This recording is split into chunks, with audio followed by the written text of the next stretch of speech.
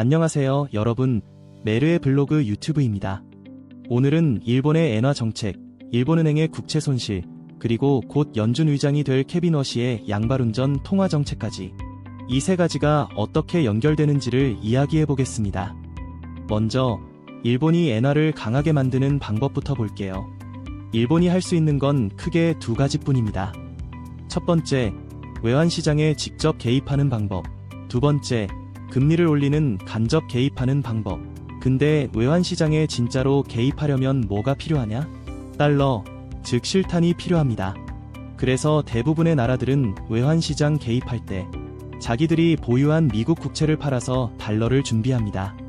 문제는 일본의 외환 보유액 대부분이 미국 국채라는 점. 그래서 미국 국채를 파는 순간 국채 가격은 떨어지고 금리는 튀어오르는 것이죠. 이건 트럼프가 최악으로 싫어하는 행동입니다. 일본 입장에서는 미국 국채를 팔아서 개입한다는 선택지가 사실상 봉인돼 있고 남은 방법은 금리를 조금씩 올리는 간접 방식밖에 없습니다. 근데 여기서 또 다른 문제가 등장합니다. 일본은행은 금리 인상의 초보 운전사예요. 20에서 30년을 제로금리와 마이너스 금리를 하던 나라입니다. 갑자기 금리를 확 올렸다가 국채 금리가 튀면 일본 경제가 멈출 수도 있습니다. 일본의 부채는 무려 1370조 엔이라고 합니다. 금리가 조금만 올라가도 이자 감당이 안 됩니다. 그래서 지금 일본은행이 하고 있는 모습이 뭐냐? 금리는 살짝 올려서 악셀을 밟는데 동시에 국채는 계속 사들이면서 브레이크에서 발을 못 대고 있어요. 딱 양발운전입니다. 겁나서 악셀만 밟지도 못하고 그렇다고 브레이크만 밟고 있을 수도 없는 초보운전 느낌입니다. 문제는 국채 금리가 오르면 기존 국채 가격은 떨어지기 때문에 일본은행은 엄청난 평가 손실을 떠안게 된다는 겁니다. 2024년 3월 기준 일본은행이 가진 일본 국채는 575조 엔입니다. 일본 전체 부채의 약 40%를 중앙은행이 들고 있는 구조죠. 자, 이제 숫자 한번 볼게요. 2023년 결산은 국채 평가 손실이 9조 4천억 엔이었고 전년 대비 60배 증가했습니다. 왜냐하면 10년물 금리가 0.4%에서 0.7%로 올랐기 때문입니다. 금리 0.3%포인트 오른 게 9조엔 손실이 된 거죠. 2024년 결산은 국채 평가 손실이 28조 6천억 엔이었고 전년에 3배 증가했습니다.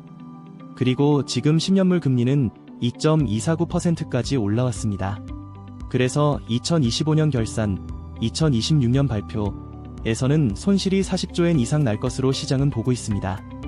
여기까지 들으면 일본은행 망한 거 아니냐? 이런 의문이 들 수 있죠.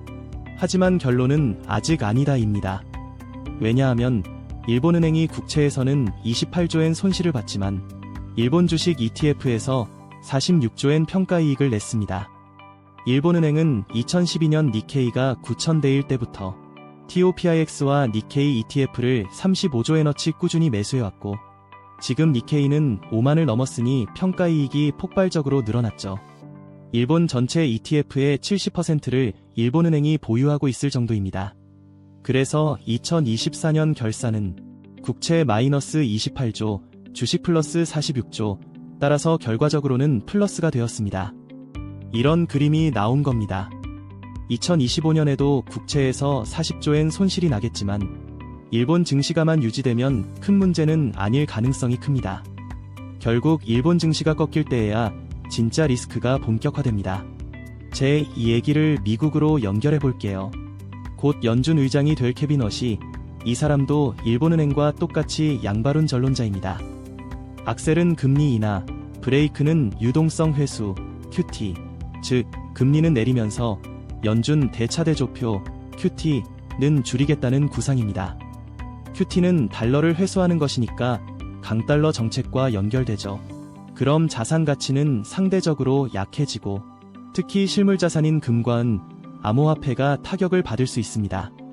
재밌는 건 워시가 파월에게 거의 정면으로 반박하고 있다는 겁니다. 파월은 공급망 문제와 임금 상승 때문에 인플레이션이 생긴 거라고 주장합니다. 반면 워시는 돈을 너무 많이 찍어서 생긴 거라고 주장합니다. 그리고 워시가 의회 청문회를 통과하면 6월부터 의장으로 일합니다. 하필 올해는 중간선거도 있어요. 그래서 이런 시나리오도 나옵니다. 선거 전에는 금리 인하로 트럼프 지원하고 선거 후에는 QT로 유동성 회수하는 방법을 생각할 수 있습니다. 금리만 보면 트럼프와 친해질 수 있지만 QT가 시작되면 둘 사이가 갈라질 가능성도 있습니다. 한 줄 코멘트. 지금까지 케빈 워시의 말들은 연준 의장으로 임명되기 전에 한 말이었습니다. 말보다 행동을 봐야 하는데요. 양발 운전을 할지 힐앤토를 할지 아니면 아예 악셀만 죽으라고 밟을지는 임명 후에 행동을 봐야 확인이 될 것 같습니다. 기존에 했던 말과 취임이다 후 행동이 같다면 고난도의 힐앤토로 코너를 도는 연준 의장을 볼지도 모름. 일본은행은 국채에서 손실을 봐도 주식에서 그 이상의 이익을 내고 있어 당장은 문제가 없습니다. 일본 증시가 하락세로 돌아서는 일이 생겨야 문제가 커지는 구조입니다. 다카이치가 돈을 풀어도 주가가 계속 오르고 인플레이션이 심하지 않으면 넘어갈 수도 있다는 말입니다.